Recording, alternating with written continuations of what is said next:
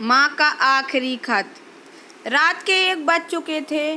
माँ कभी दरवाजे की तरफ देखती तो कभी एक नज़र घड़ी की तरफ। माँ की आंखों में और चेहरे पर चिंता साफ नजर आ रही थी। थोड़ी ही देर में दरवाजे की घंटी बजी। माँ ने काफ़ी तेज़ी से दरवाज़ा खोला और सामने बेटे बिक्की और बहू सोनल को देखकर पूछा, इतनी देर क्यों हो गई? मैं कब से तुम्हारी राह देख रही थी।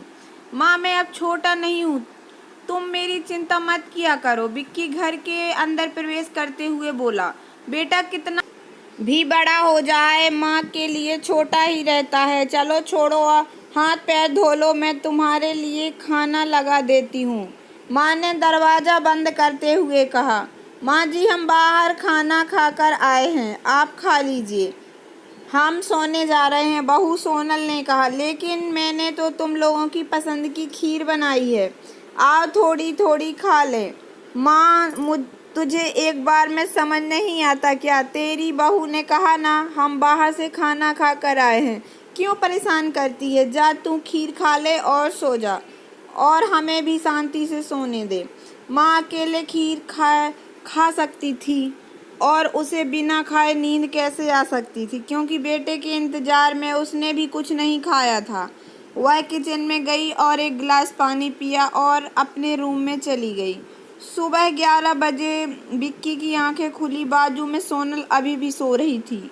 बिक्की हॉल में आया तो लैपटॉप के पास रखी एक चिट्ठी पर उसकी नज़र पड़ी।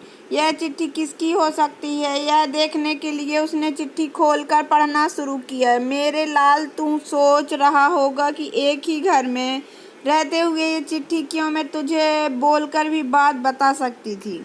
अगर तू मेरी बातें सुनना चाहता तो किसी एक्सप्रेस गाड़ी की तरह तू आता है और कुछ ही पलों में निकल जाता है। खैर वो सब जाने दो। कल तुम्हारा जन्मदिन था, इसलिए मैंने खीर बनाई थी। सोचा कम से कम आज के दिन साथ में बैठकर खाना खाएंगे। मगर मैं यह बात भूल गई थी कि मेरा बेटा बड़ा हो चुका है, तो अपने दोस्तों के साथ पार्टी करके खाना खाकर आया। चलो, मुझे इस बात की खुशी ही हुई। मेरी दवाइयाँ ख़त्म हो गईं। मैंने कुछ दिनों पहले तुझे दवाई की एक चिट्ठी दी थी। अगर वक्त मिले तो वह दवाई मुझे लाकर देना, मुझे थोड़ी राहत हो जाएगी। बिक्की को याद आया कि 4-5 दिन पहले माँ ने एक दवाई की चिट्ठी दी थी। उसने अपने ऑफिस के बैग में जाकर उस चिट्ठी को तलाश और उसे खोल कर देखा। उसमें लिखा था, मुझे ऐसी दवाई लाकर दो जिससे मैं अपने बेटे को भुला सकूं। बिक्की को रियलाइज हुआ कि मुझसे बहुत बड़ी गलती हो गई। उसकी आंखें नम हो गईं। वह तुरंत अपनी माँ के कमरे की तरफ दौड़ा। सबसे पहले उठ जाने वाली माँ आज क्यों नहीं उठी थी, देखकर उसे आश्चर्य हुआ। उसने माँ को उठाने की काफ़ी कोशिश की, लेकिन माँ एक गहरी नींद में सो चुकी थी। बिक्की के पास फूट फूट कर रोने के अलावा और कोई चारा नहीं बचा।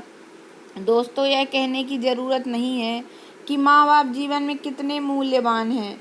उनके रहते हुए ही उनकी सेवा करो, उनसे प्यार करो। वह चले जाएंगे तो कुछ नहीं कर पाओगे। तो दोस्तों, कैसी लगी आपको मेरी ये छोटी सी कहानी? अगर आपको मेरी कहानी पसंद आई हो तो प्लीज़ मेरे वीडियो को लाइक और चैनल को सब्सक्राइब ज़रूर करना और ज़्यादा से ज़्यादा शेयर करना। धन्यवाद दोस्तों।